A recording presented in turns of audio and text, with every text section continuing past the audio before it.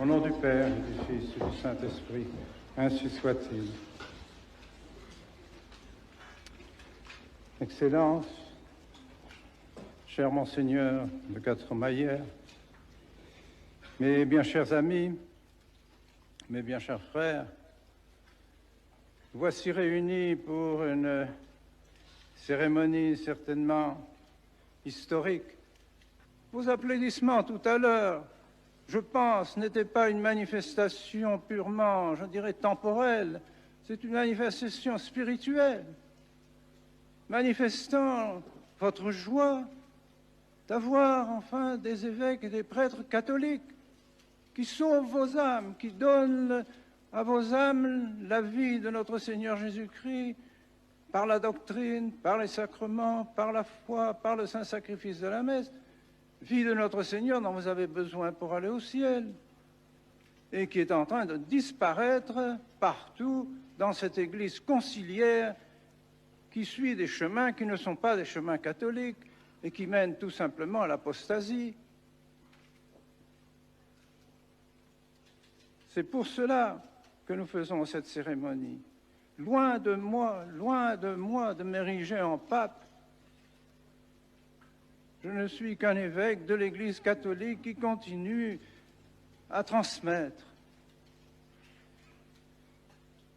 la doctrine, constatant cette volonté ferme des autorités romaines actuelles de réduire à néant la tradition et de ramener tout le monde dans cet esprit de Vatican II et cet esprit d'Assise.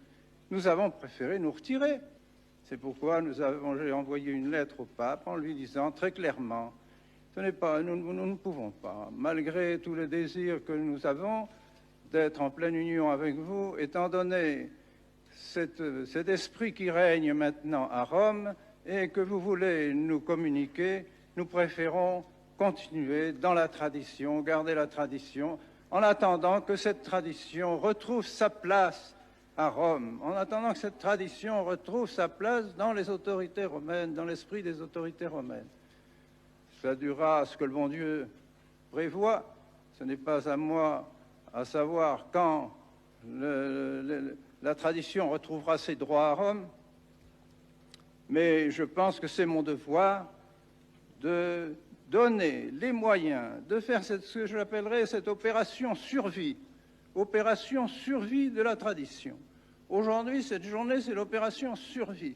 Et si j'avais fait cette opération avec Rome, en continuant les accords que nous avions signés et en poursuivant la mise en pratique de ces accords, je faisais l'opération suicide. Alors je ne peux pas, il n'y a pas de choix. Je suis obligé, nous devons survivre. Et c'est pourquoi, aujourd'hui, en consacrant ces évêques, je suis persuadé de continuer de faire vivre la tradition, c'est-à-dire l'Église catholique. Vous savez bien, mes bien chers frères, vous savez bien qu'il ne peut y avoir de prêtre sans évêque. Tous ces séminaristes qui sont ici présents, si demain le bon Dieu me rappelle, et ce ne sera sans doute sans tarder, eh bien, ces séminaristes, de qui recevront-ils le sacrement de l'ordre? Des évêques conciliaires, dont les sacrements sont tous douteux, parce qu'on ne sait pas exactement quelles sont leurs intentions. Ce n'est pas possible. Or, quels sont les évêques qui ont gardé vraiment la tradition, qui ont gardé les sacrements tels que l'Église l'a donné pendant 20 siècles jusqu'au Concile Vatican II? Eh bien, c'est Monseigneur de Castro-Maillère et moi-même. Je n'en peux rien, mais c'est comme ça.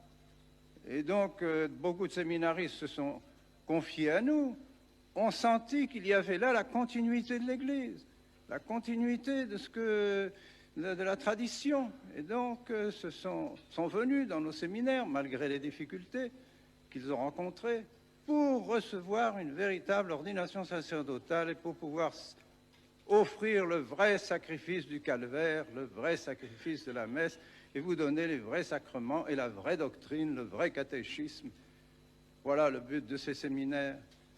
Alors je ne puis pas, en conscience, laisser ces séminaristes orphelins, et je ne puis pas vous laisser, vous non plus, orphelins, en disparaissant sans rien faire pour l'avenir. Ce n'est pas possible.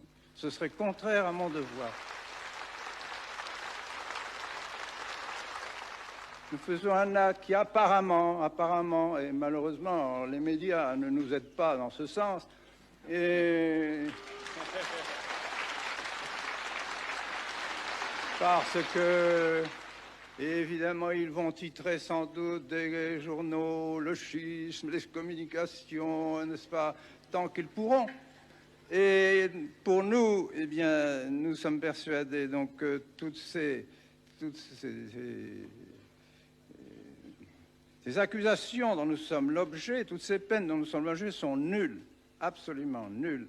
Et c'est pourquoi nous n'en tenons absolument aucun compte. De même que nous n'avons pas tenu compte de la suspense et que nous avons fini par être félicités par l'Église, et même par l'Église progressiste, eh bien, de même, dans quelques années, je ne sais pas, le bon Dieu seul connaît le nombre des années qu'il faudra, pour que le jour où la tradition retrouve ses droits à Rome, nous serons embrassés par les autorités romaines qui nous remercieront d'avoir maintenu la foi dans les séminaires, dans les familles, dans les cités, dans nos pays, dans nos couvents, dans nos maisons religieuses, pour la plus grande gloire du bon Dieu et pour le salut des âmes. Au nom du Père et du Fils et du Saint-Esprit.